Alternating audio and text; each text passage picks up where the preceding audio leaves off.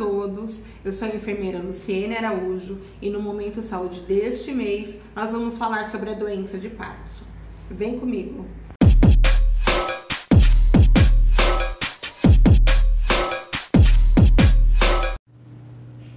E no Momento Saúde deste mês nós vamos falar sobre a doença de Parkinson.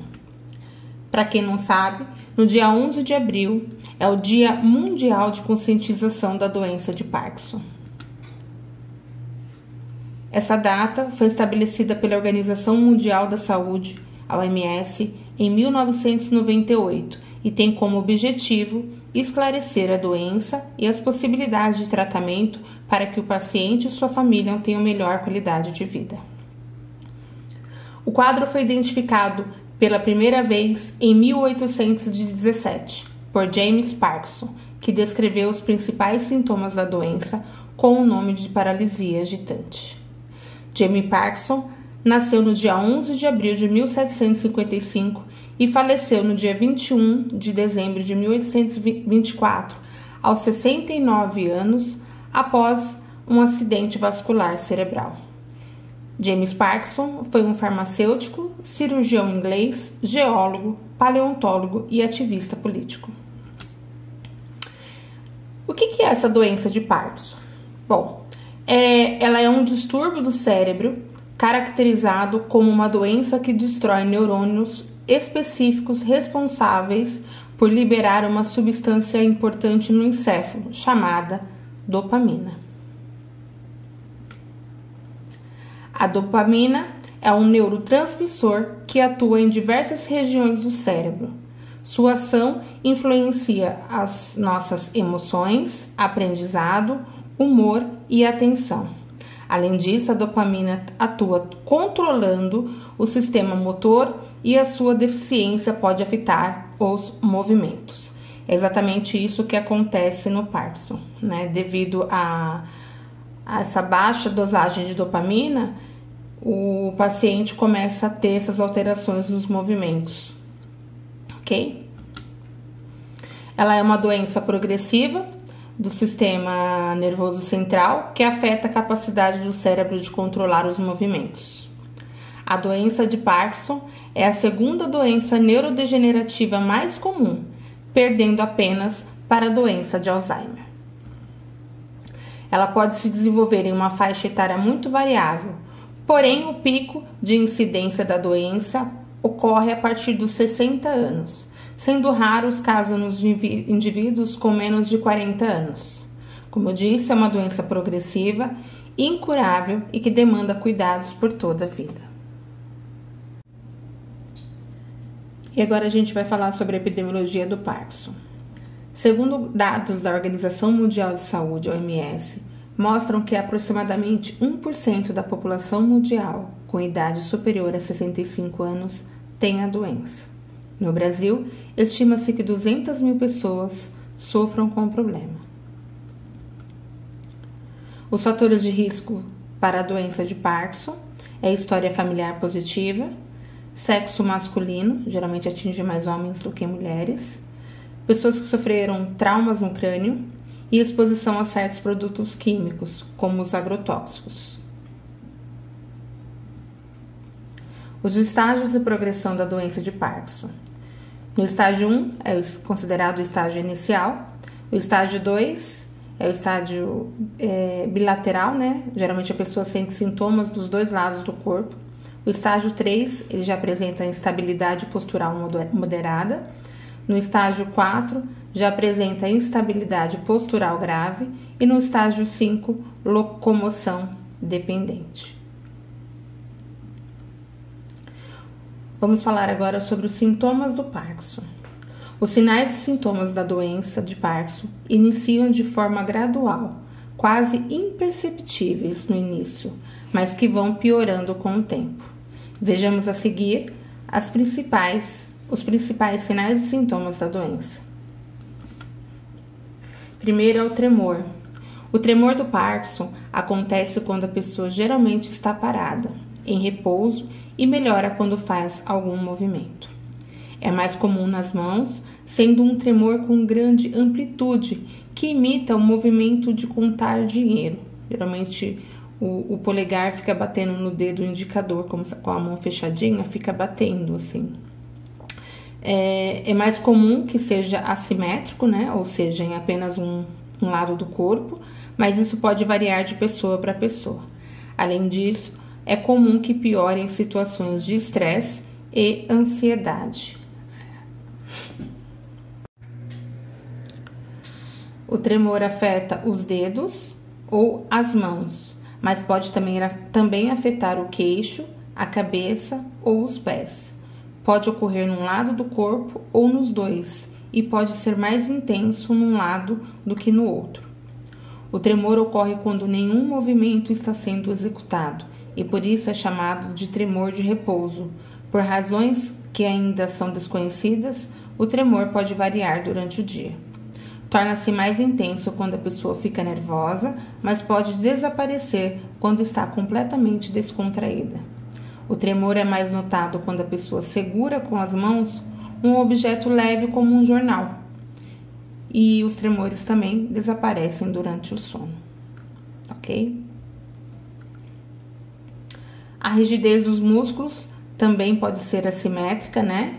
Ou estar mais presente em algum local do corpo, como braços ou pernas, dando uma sensação de estar endurecido, impedindo atividades como caminhar, se vestir, abrir os braços, subir e descer escadas, além da dificuldade de realizar outros movimentos.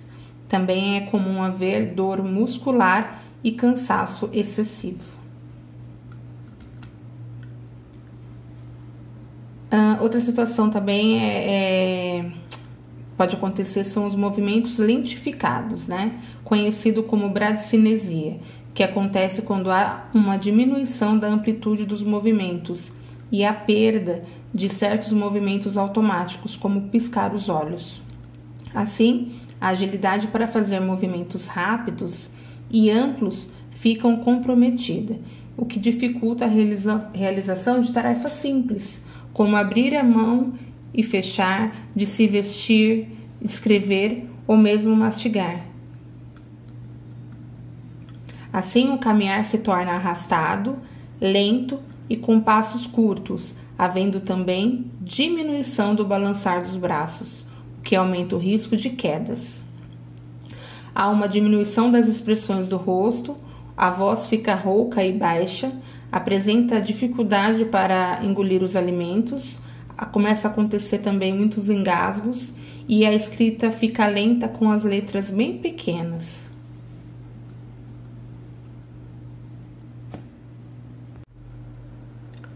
Alterações da postura estão presentes nas fases mais avançadas e finais da doença, que inicia-se com uma postura mais encurvada, mas, se não for tratada, pode evoluir para a contração das articulações e imobilidade. Além da coluna encurvada, outras alterações da postura mais comuns são inclinação da cabeça, braços mantidos para a frente do corpo, além de joelhos e cotovelos fletidos. Vocês podem olhar aqui assim, ó, que o braço fica mais encurvado, o joelho também fica dobradinho, a cabeça vai para frente, como eu acabei de descrever para vocês, tá ok? O desequilíbrio também é outra característica, né? A rigidez e lentificação do corpo fazem com que haja dificuldade de controlar os reflexos, tornando difícil de se equilibrar, ficar em pé sem ajuda e manter a postura, havendo grande risco de quedas e dificuldades para andar. Pode acontecer também o congelamento do Parkinson, né? Quando em alguns momentos acontece um súbito bloqueio para iniciar os movimentos, conhecido como congelamento ou freezing, sendo comum acontecer quando a pessoa anda, fala ou escreve. A pessoa deve estar andando e trava as pernas, ou está conversando e de repente para de falar. É característico aí dessa doença, né? É o congelamento do Parkinson. Então, pessoal, vamos só reforçar aí os sintomas, ok? inclinação do tronco para frente, movimento de contar dinheiro com as mãos, como eu falei para vocês aqui, tá vendo o dedinho, a mãozinha como é que fica? Esse é o movimento de contar dinheiro com as mãos. A marcha fica embaralhada com passos curtos, apresenta rigidez e tremor nas pernas, redução da oscilação do braço durante a marcha, tá vendo? Fica encurvadinho, e rigidez e tremor da cabeça. Uma das primeiras coisas percebidas pelos familiares é que o doente, ele demora mais tempo para fazer o que antes fazia com mais desenvoltura, como banhar-se, vestir-se, cozinhar, escrever, né? Como eu falei para vocês, ocorre a diminuição do tamanho da letra. Então, esses pequenos modificações que vai acontecendo, geralmente o familiar já começa a perceber que tem alguma coisa diferente, tá? Outros sintomas também podem estar associados ao início da doença, como rigidez muscular, redução da quantidade de movimentos, distúrbios da fala, dificuldade para engolir, depressão, ansiedade, dores no corpo, né? Tontura, distúrbios no sono, problemas respiratórios, incontinência urinária, perda de olfato, aumento da salivação, redução do piscar dos olhos e começa a apresentar uma expressão facial apática. Então, assim, todos os sinais e sintomas começam de forma bem sutil e por isso nem sempre são notados na fase inicial. Mas, no entanto, com o passar de alguns meses ou anos, vai evoluindo e se agravando, tornando-se cada vez mais evidentes. Então, é muito necessário, tá? Muito importante que o paciente iniciar o tratamento, tá bom? Para que consiga ter uma qualidade de vida, né? Embora não tenha cura, mas tenha qualidade de vida para poder conviver com a doença, né?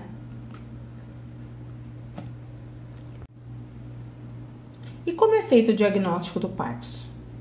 Bom, o diagnóstico da doença é feito com base na história clínica do paciente e no exame neurológico. Não há nenhum teste específico para o seu diagnóstico ou para a sua prevenção.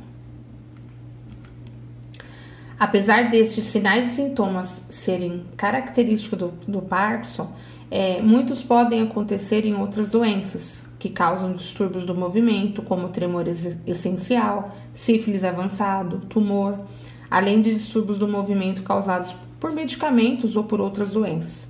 Então, para confirmar que não há nenhuma dessas outras doenças, o médico precisa fazer uma avaliação minuciosa dos sintomas, exame físico e neurológico, além de solicitar exames como ressonância magnética do encéfalo e exames de sangue.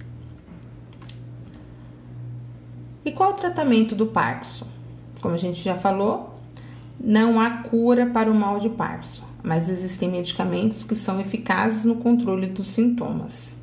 O tratamento medicamentoso é feito à base de drogas neuroprotetoras que visam a evitar a diminuição progressiva da dopamina, que é o neurotransmissor responsável pela transmissão de sinais na cadeia dos circuitos nervosos.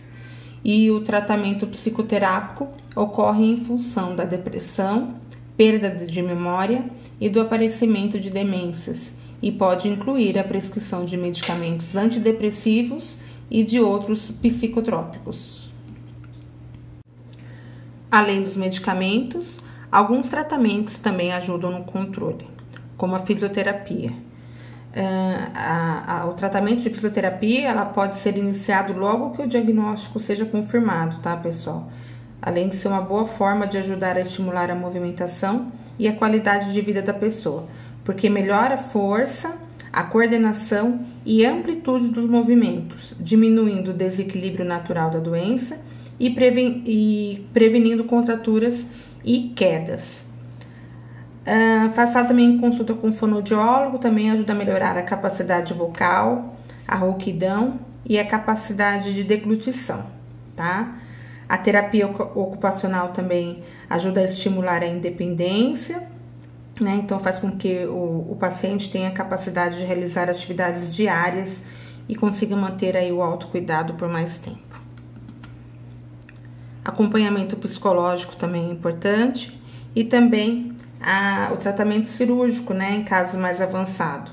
O tratamento cirúrgico ele é feito por estimulação cerebral, em casos em que o medicamento já não faz mais efeito, é colocado um pequeno eletrodo no cérebro que ajuda a diminuir ou regredir alguns sintomas, melhorando aí a qualidade de vida do paciente. A prática de exercícios também ajuda bastante e é importante para retardar os movimentos, os sintomas motores, assim como exercícios para melhorar o equilíbrio, a flexibilidade e força, como Tai Chi Chuan, natação e a hidroginástica, né? Então ajuda bastante aí nesse sentido. Quem puder passar também com um nutricionista ajuda bastante, tá? Porque ele poderá indicar ou adequar, né, a dieta a fim de facilitar a alimentação e combater os sintomas comuns da doença, né, como prisão de ventre, a falta de apetite, a azia. Assim, nos casos mais avançados também é recomendado optar por alimentos de fácil deglutição, tá? Que diminui o risco de engasgos, como sopas espessas, batidas no liquidificador, frutas também, né? Mas tipo vitaminas, purês, caldos, né? Então isso daí facilita, tá bom? Então, uma dieta rica em fibras, né? Beber bastante água, a água é sempre muito importante, tá bom? E exercícios regulares também ajudam a reduzir aí no caso aí a constipação, que é bem associado aí ao Parkinson.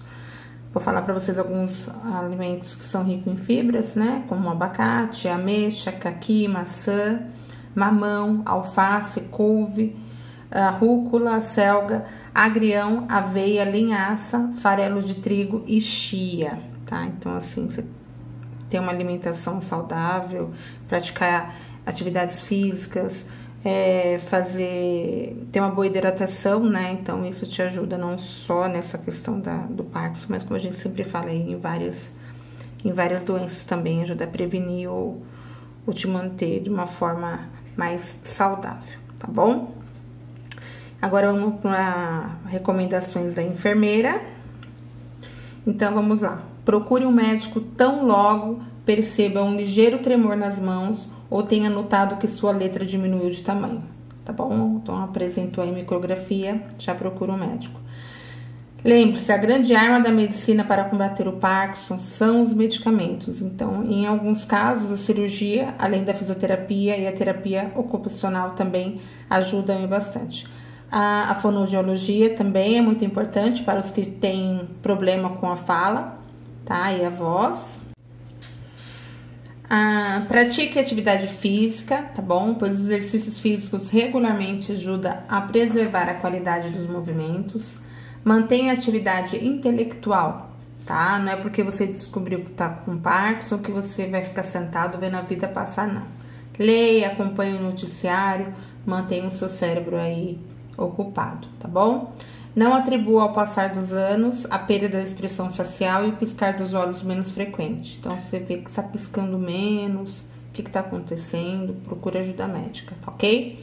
Para os familiares, prepare a casa, instale, por exemplo, corrimãos em várias áreas da casa, tá bom? Contribuindo para uma locomoção segura, evite tapetes e pisos escorregadios, auxilie o idoso com suas medicações e no momento das refeições, dê apoio ao seu cotidiano, evitando o isolamento e acolhendo nas atividades com parentes e amigos. Em geral, a doença possui um curso vigoroso, regular e sem rápidas ou dramáticas mudanças, tá? A progressão é muito variável e desigual entre os pacientes, né? Varia de paciente para paciente, mas costuma ser de uma forma lenta, tá bom? Embora não tenha cura, ela pode e deve ser tratada, não apenas combatendo os sintomas, como também retardando o seu progresso. Ok, pessoal? Então, era isso que eu tinha para falar para vocês esse mês. Muito obrigada a todos e até o próximo vídeo. Um grande beijo e se cuidem. Fiquem com Deus. Tchau, tchau.